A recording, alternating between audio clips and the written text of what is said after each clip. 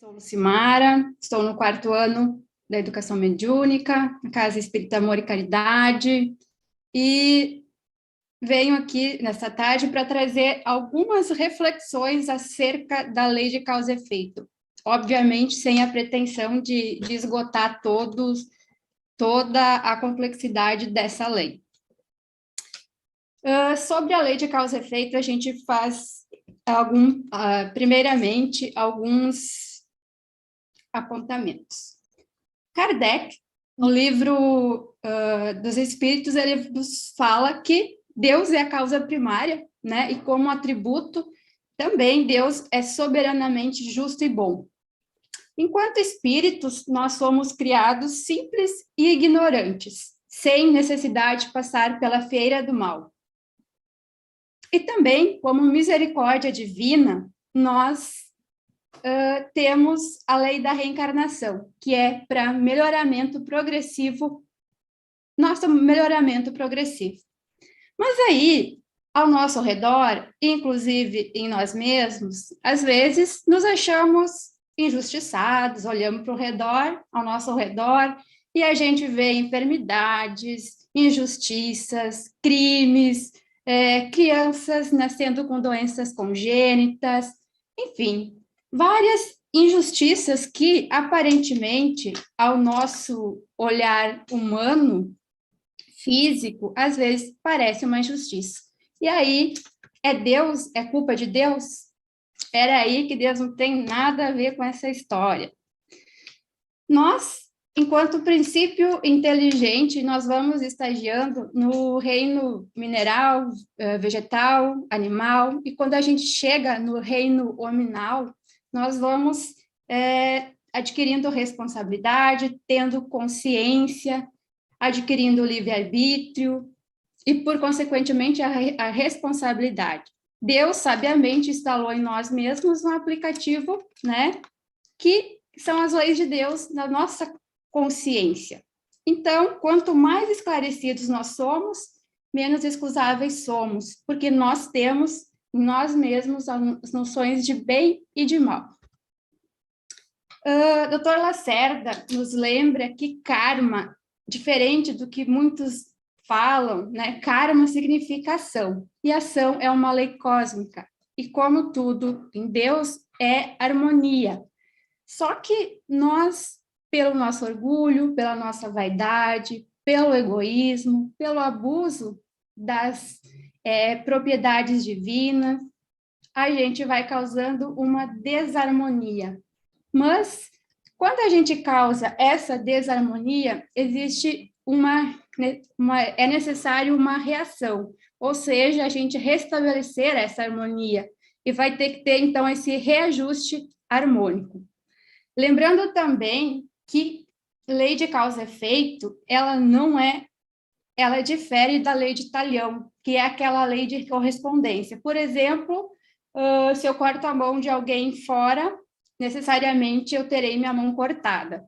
E também a lei de causa e efeito, ela vai diferir, é diferente da lei de ação e reação, que é a terceira lei de Newton, que está dentro das leis físicas.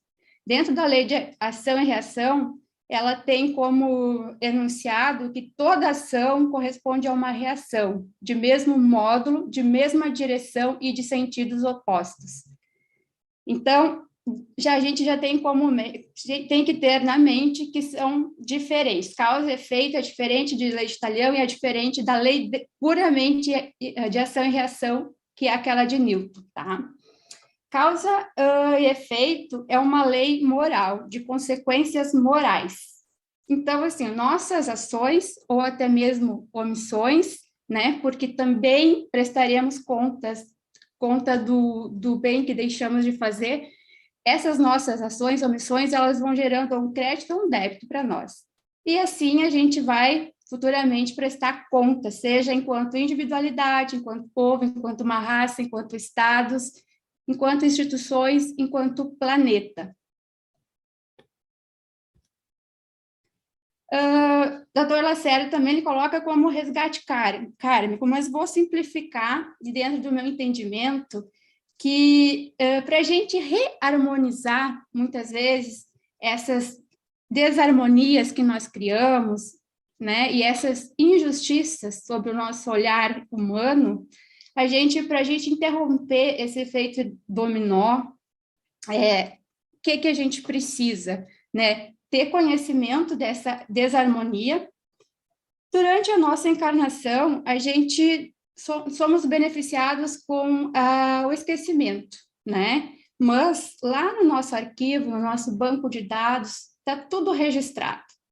Então, muitas vezes, durante o estado errante, depois de desencarnarmos no plano espiritual, nos damos conta dessas desarmonias criadas. Então, gera essa mudança mental, não necessariamente pode ser só enquanto desencarnados, pode ser encarnados mesmo, né? Gera essa mudança mental, né? Aceita resgatar, ou seja, reharmonizar essas desarmonias, né? Que como Jesus dizia, bem-aventurados os aflitos, porque serão consolados. Porque a gente entende que essas aflições, que essas insatisfações, eu diria, né, tem alguma causa. E a gente, então, entende que precisa mudar essa situação. E, conforme Jesus também falava sempre, reconcilia-te depressa, ou seja, vamos praticar a lei do perdão, conhecendo o valor dessa desarmonia, a gente vai praticando o perdão, vai entendendo que as nossas imperfeições também geram as nossas aflições, e assim a gente vai trabalhando em nós mesmos para depurar, não entendendo como a dor como uma punição ou algo punitivo, né? Entendendo a dor como algo educativo, pedagógico para nós nesse processo evolutivo. Porque todas as nossas ações, elas nos encontrarão. A gente vai sentir os efeitos das nossas ações pretéritas. E para a gente ressarcir, para a gente terminar de reharmonizar essas situações que nós desarmonizamos, sob a égide da lei de causa e efeito, a moeda de troca vai ser o amor. Eu coloco ali a maternidade, a família, o trabalho, as instituições, né? É onde que justamente muitas vezes nós estamos e nós temos que trabalhar para reharmonizar essas situações justamente onde nós estamos inseridos. A maternidade, por exemplo, né, Kardec situa ela dentro da lei de justiça, amor e caridade. Por isso que eu coloco ela como essa moeda de troca, essa moeda de ressarcimento, de amor, que vai purificando essas ações não tão boas que, porventura, cometemos. Lembrando que não existe um Deus punitivo, vingativo, sentado num trono, que vai nos infringir uma punição. Todo mal que a gente, por nós praticado conscientemente, ele expressa, de algum modo, lesão em nossa consciência, e toda lesão dessa espécie determina distúrbio ou mutilação no organismo que nos exterioriza o modo de ser. Então, se a gente pratica o mal, é a nossa consciência que registra. Porventura, numa outra encarnação, quando nós damos consciência disso, daqui a pouco a gente pede para vir com alguma deficiência física ou algo nesse sentido para poder aprender com essas ações pretéritas. No livro Ação e Reação, tem alguns que eu trago, porque assim, para a gente não entender a lei de causa e efeito como uma fatalidade, como um determinismo, até para uma reflexão, assim, a gente pode pensar que dentro do nosso Código Penal, por exemplo, existe uma dosimetria de pena, né? Então, dependendo do comportamento da vítima, do comportamento do agressor, ele tem muda-se a pena dele. E Deus, que é bondoso, ele não poderia nos deixar numa prisão perpétua, né? Ou, digamos assim, nos colocar no inferno e nos deixar lá esquecidos. Então, assim, a lei de causa e efeito, ela vem justamente não com esse determinismo, mas nos colocando em situações, colocando a gente para aprender. E conforme no livro Ação e Reação, a gente tem o exemplo da Marina. Por exemplo, ela tem, dentro da situação dela, ela tem os débitos agravados. Ele usa essa expressão débito agravado. Então, ela tinha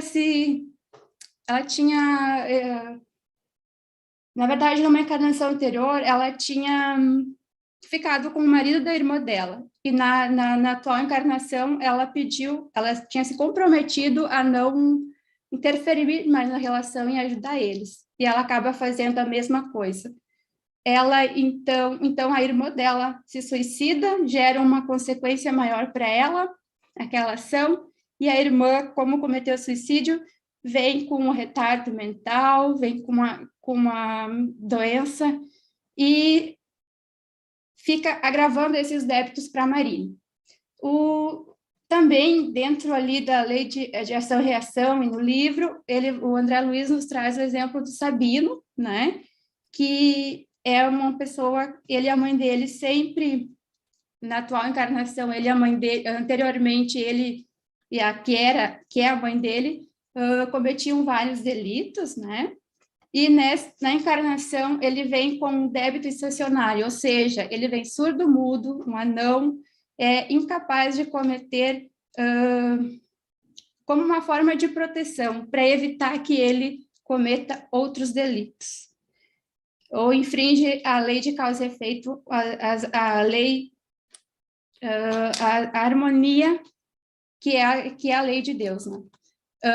O Eudeu também, ele era casado, e ele encontra outra mulher e acaba abandonando o casamento e acaba ficando com essa outra mulher, interrompendo aquele resgate dele e complicando, porventura, tudo que, se os filhos, se a ex-esposa, né, se comprometerem durante a encarnação dele, ele estaria se comprometendo mais ainda dentro da lei de causa e efeito.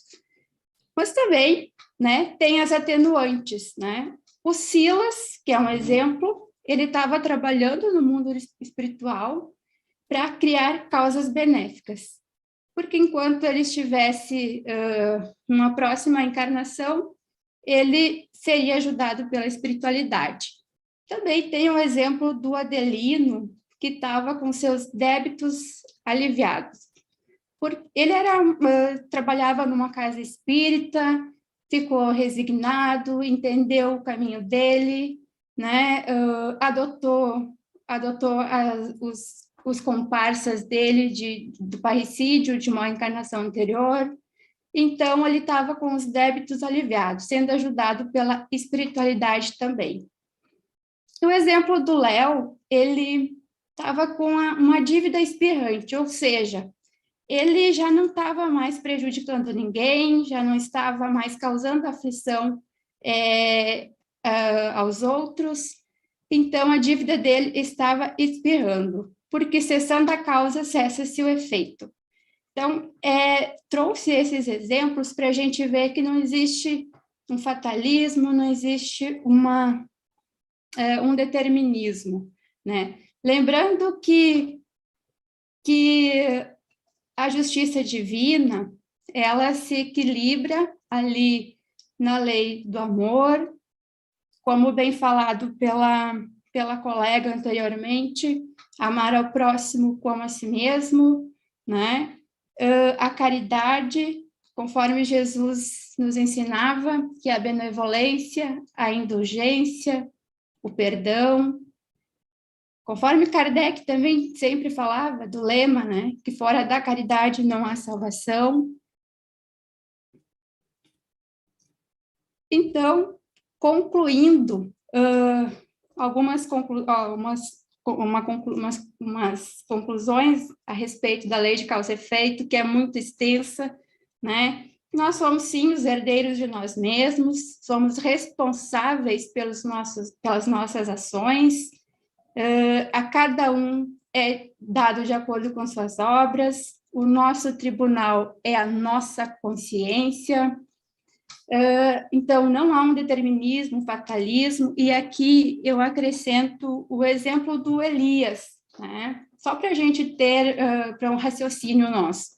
O Elias, ele é responsável pela morte de 450 sacerdotes de Baal. Mas, quando ele reencarna na próxima vez, ele é o João Batista. João Batista morre, desencarna decapitado. Embora se tenha um gênero de morte similar, não necessariamente precisou morrer 450 vezes. Então, essa é a grandeza da lei de causa e efeito, que faz com que a gente comece a compreender o amor, a misericórdia de Deus, lembrando que dentro das determinantes divinas para nós, enquanto espíritos, é a lei do progresso e a felicidade eterna que Deus quer para nós. Para isso, a gente tem como exemplo, né, o exemplo que tem no Evangelho, os exemplos do nosso modelo e guia. A partir dos exemplos dele, nós podemos criar causas benéficas e reharmonizar o que, porventura, nós desarmonizamos, assim criando efeitos melhores para nós. Já fazendo uma relação com o que nós estudamos hoje, né? Eu gosto de lembrar uma frase de Chico que diz: toda vez que a justiça divina nos procura para o acerto de contas, se nos encontra trabalhando em benefício dos outros, manda a misericórdia divina que a cobrança seja suspensa por tempo indeterminado. Então, trabalhadores de última hora, bem-aventurados os pobres de espírito, né, que se dispõem a amar ao próximo, colocando o uso de suas faculdades mediúnicas a servir, e não o abuso, a serviço do bem coletivo, anulando, assim, os efeitos pretéritos, de possíveis ações pretéritas, e dando causa a efeitos positivos, a fim de uma emancipação definitiva do espírito. Esta foi a minha referência bibliográfica e agradeço a todos pelos ouvidos e pela paciência de me escutar.